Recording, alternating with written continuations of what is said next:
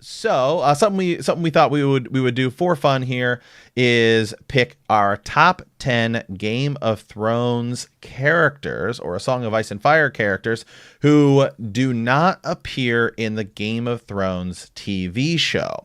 So these are characters who are important in the books. Some are not as big. I mean, in the grand scheme of things, others are very big. There's probably one or two in here. I think people might say, well, hold on, they're kind of in the show. Some of these characters have been blended. Some of them have been omitted entirely. Some of them are kind of important in the books. They may end up not being as important as we think. We don't know because the books aren't out yet. But we are gonna go through kind of our top 10 here. So at number 10, as we have Strong Belwas. Yeah, wow. This was one. This is when Artisan first shows up, he's having a mystery to us. Barristan Selmy. He's actually a squire. He's in as a squire, and he's squiring for Strong Belwas. And it's just kind of wild that he was so early. He's earlier on than we realize. He's in A Clash of Kings. He appears there again in Storm of Swords, A Feast for Crows, and A Dance with Dragons. Character who's around for quite a bit and is important to Dany's story. And you kind of wonder, did she? I mean, it seems like this is a character who they kind of melded with Jorah, maybe, or even just, I mean, Barristan Selmy's there. You've got Daario Naharis. Like, they're all there. Like, there's enough warriors and protectors around her that maybe you didn't need this guy, perhaps. But right. He's well liked by the fandom, for sure.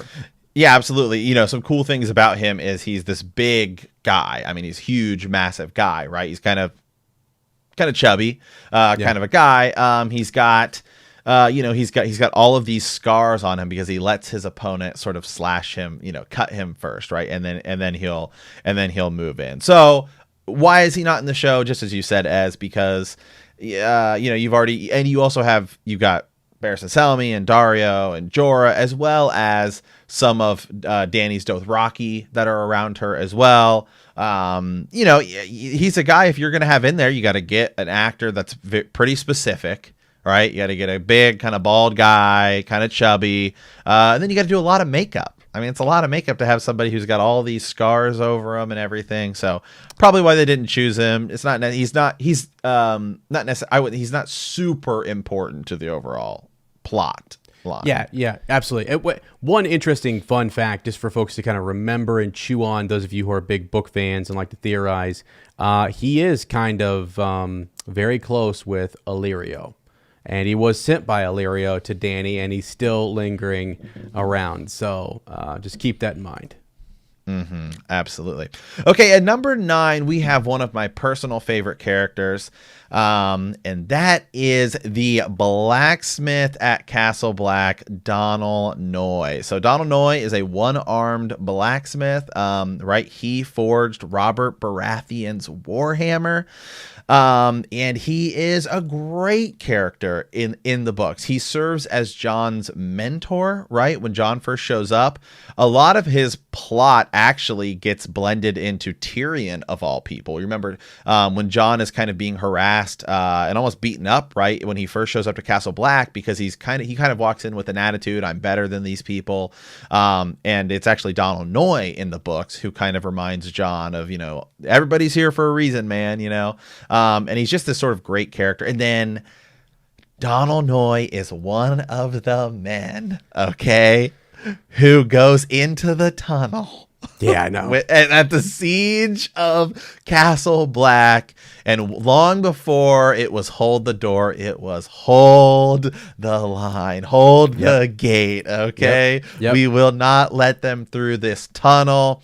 And it is heartbreaking, but he's just such a, this big guy, and he's got such a cool backstory that he forged Robert Baratheon's Warhammer. And he's one of the he's a character you meet very early on too, and so you're like, wow, this guy, he's got, and so it's so cool. Well, this is well before we're like seeing dragons born and all of this stuff, and you're just like, the king just showed up, and to Winterfell and all, and you're just beginning everything. And so Donal Noye did not make it. I totally get why he's not in the show. You can totally tell the story without him.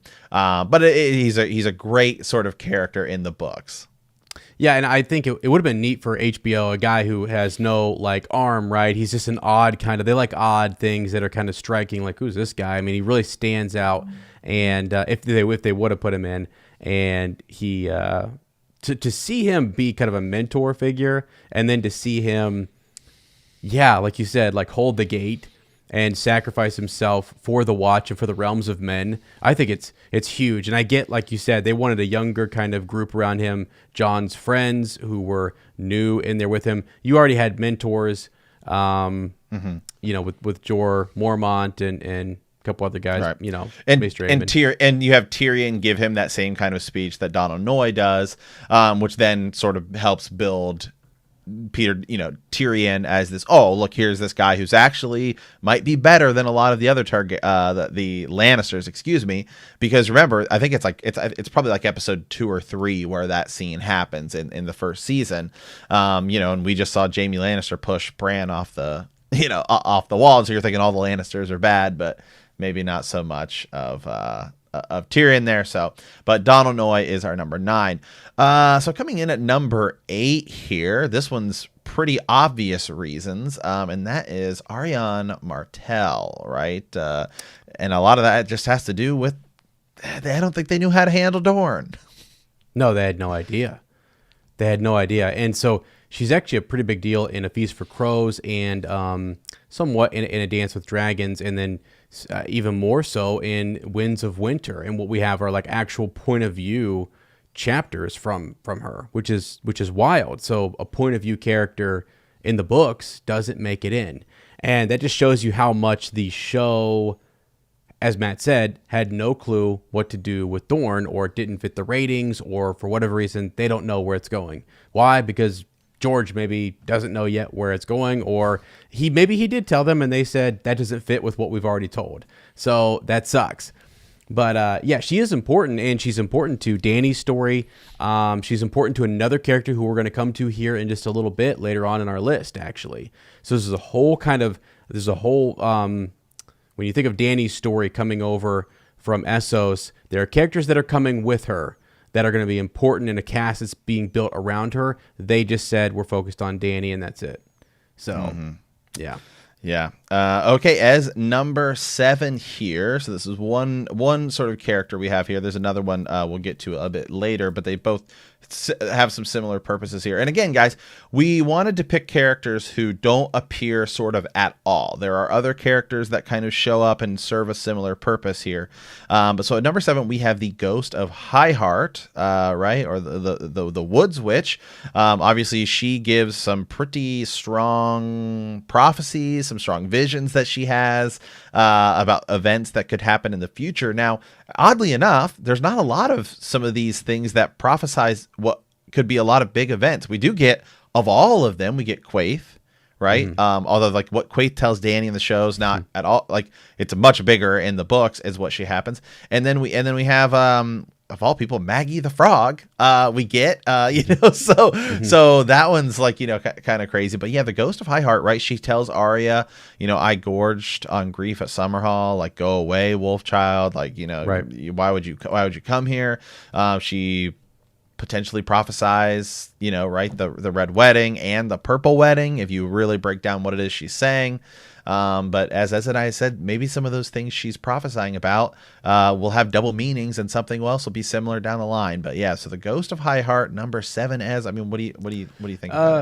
Yeah, I think maybe they kept her out because they were worried that if they used too much of her prophecies or people focus too much, it might spoil big things for the show, like the Red Wedding. I mean, maybe they didn't want anything to kind of tip anybody off there, and they wanted total shock factor. And maybe they thought the Ghost of Highheart might spoil that or something. I don't know. I still think you could have kept pieces where she comes across the Brotherhood without banners, and even if it's one little scene where Beric Dondarrion is walking by, about to something with the Hound, mix it up a little bit. She walks by, gives him some, I don't know, some line, sees Arya, like you said, and then kind of says something to Arya and moves on. I mean, but yeah, nothing. Right. So yeah, and I think some of that could also have to do with they wanted to keep the magic that you see a lot. You're building up if you start seeing a lot of everybody doing magic, right? Then maybe it doesn't resonate as strong with the viewers as when we see Dany with her dragons, right? Or when Dany's in the House of the Undying, or Jon, all of the stuff that's going on at the North. Because there's not really, you don't see a lot of magic really in the show. Then you have the Faceless Men, but Melisandre. But I mean, there's a lot more magic in the books, and they keep it they keep it a little bit closer. Number 6. Now, this one will tie into somebody else who we'll get into later. That should be pretty obvious, and that is Jon Connington. So, ironically, oddly enough here, this is something you and I have talked about quite a bit. So Jon Connington, right? He's Rhaegar's friend, possibly. He was in love with Rhaegar back in the day. He's alive. He's got somebody else with him, well, who we'll get to, obviously. But oddly enough, there is a Jon Connington's storyline. It seems like is getting blended with Ser Jorah Mormont's, right? The acquiring of Grayscale. And then we see Jorah Mormont go to the Citadel, where he is healed by Sam. I have said in some Patreon episodes as well as on here that might actually, we see that event in the show, that might happen with Jon Connington. Yeah, for sure. And I think the way that Sam stumbles across the information about Rhaegar and Elia might be from Jon Connington, one of his friends, who was maybe there and understood kind of what they were going through with like him leaving, whether the marriage was annulled and then he goes with Lyanna. If that actually does happen, if he is seeing Sam at the Citadel and he's getting, healed from Grayscale and stuff, then yeah, that would be a spot where that conversation takes place. You know what I mean? Because why not have who could tell us more about Rhaegar? That's one of the guys who could tell us more about him, and he's not in the show. He's blended with Jorah, and it's just that Sam stumbles across the information randomly at the Citadel. So, yeah, okay. Number 5. So now this one kind of it gets weird. Not necessarily weird here, but number 5 we have Victorian Greyjoy, right? So, Victorian Greyjoy not in the show. Some of his storyline is blended with Euron a little bit. Show Euron is pretty different than book Euron. I mean, so much so that book Euron could be the total end game of the whole series. And show Euron is kind of like, again, he kind of comes in at the end. He's going to be a villain. Okay, cool. We're going to go from there. So we'll see, really. But Victorian Greyjoy, I mean, he's got a suit of Valyrian steel. He's riding, they're searching out, they're getting the horn. I mean, they're preparing for big epic battles, and his arm is all jacked up, and there's a lot going on with him. Yeah, there is. It would have been cool to kind of see him there. I get why.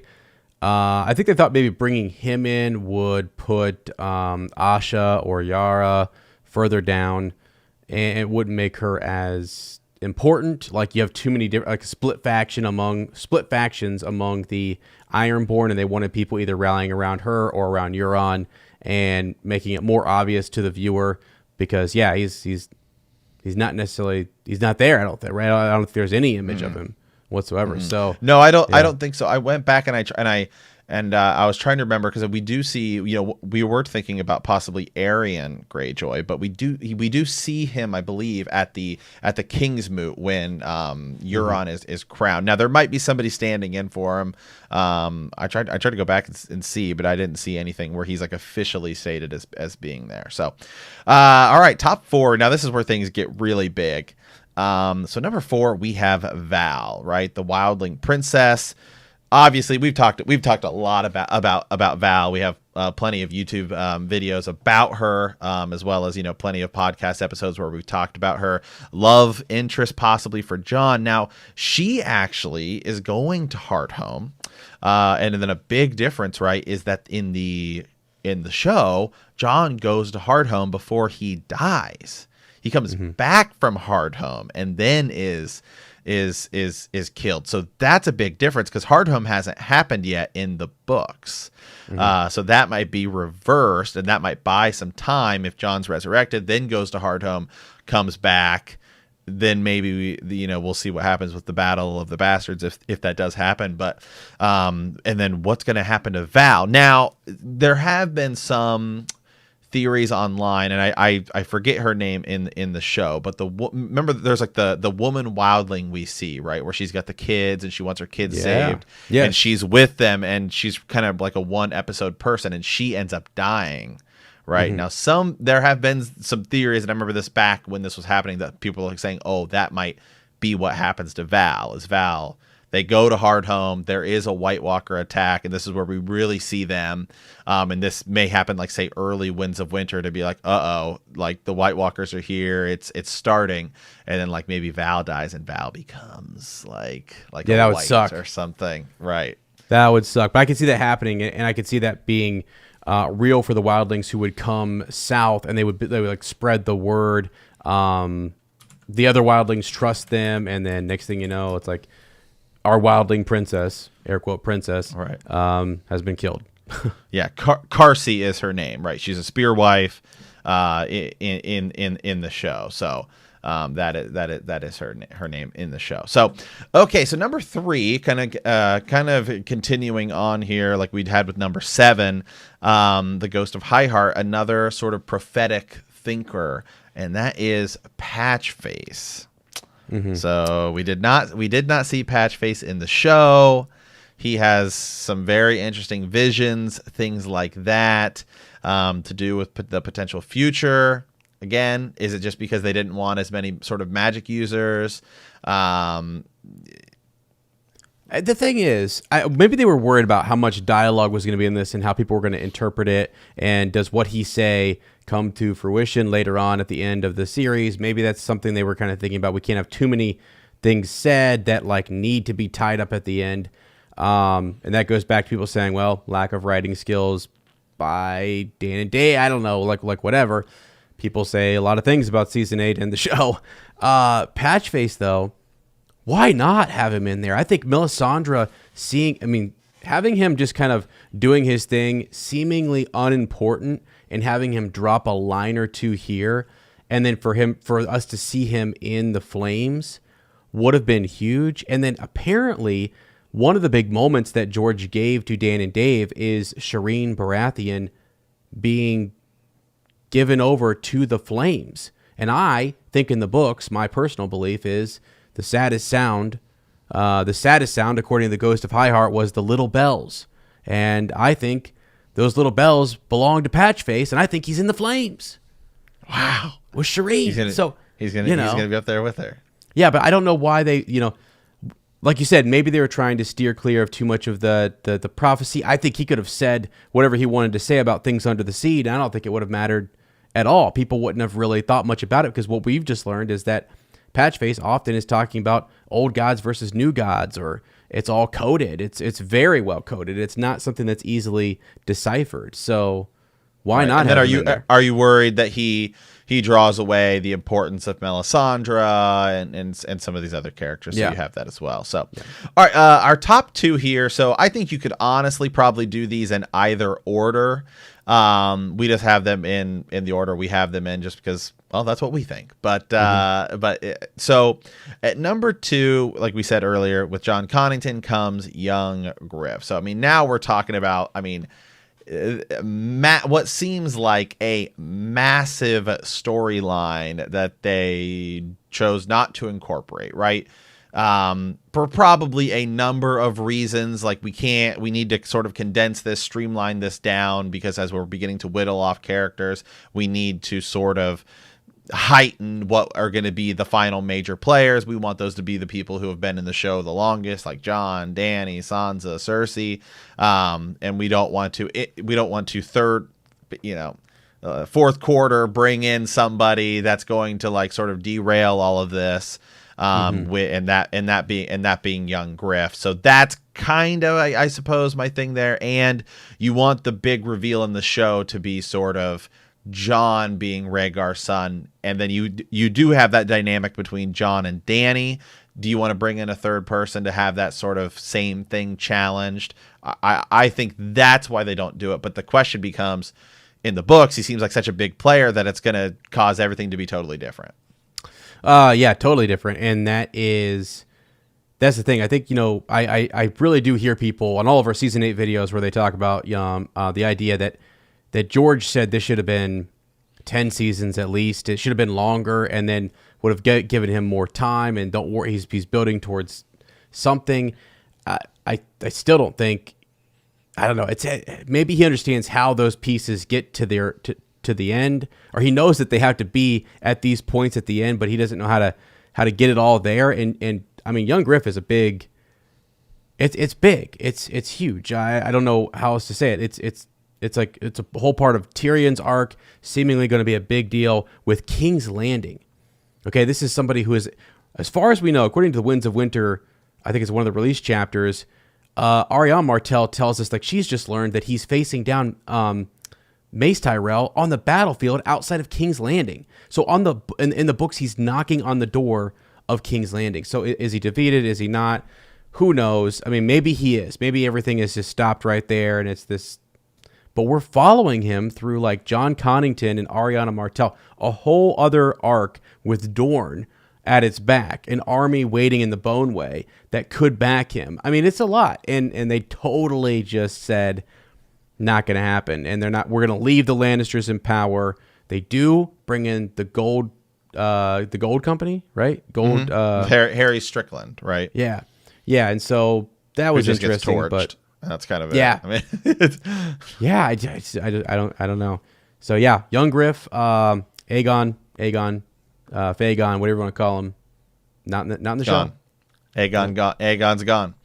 All right, number 1 is the most obvious, right? We said you could switch this back and forth. Speaking of back, what are we doing here? Well, we're going back to Lady Stoneheart because we never got there in the show. We never even got there.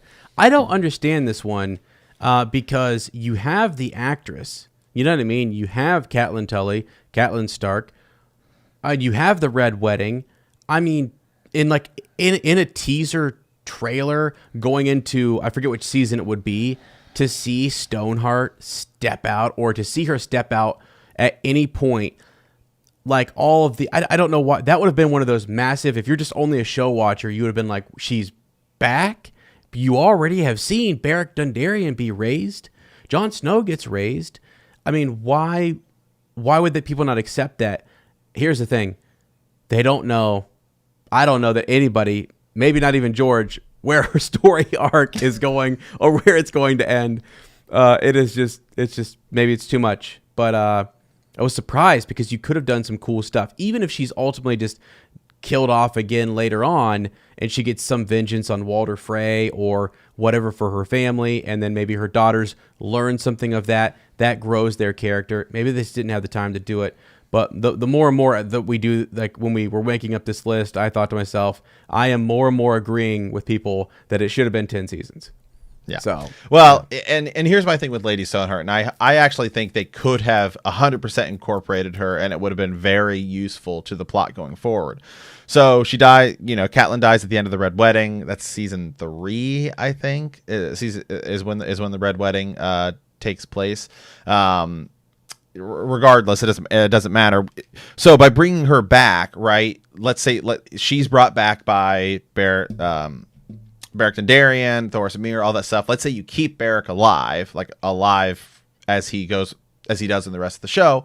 Well, now you start to show, wow, this R'hllor guy is really important. So Melisandre might be onto something, right? And at this point, again, keep in mind where we're at. Jon hasn't died yet, all of these things, but it's like, well, hold on, Beric comes back and he's different. Lady Stoneheart comes back and she's really different. Now when Jon comes back, you're like, what? Is Jon okay? Mm-hmm. Is he going to be really different?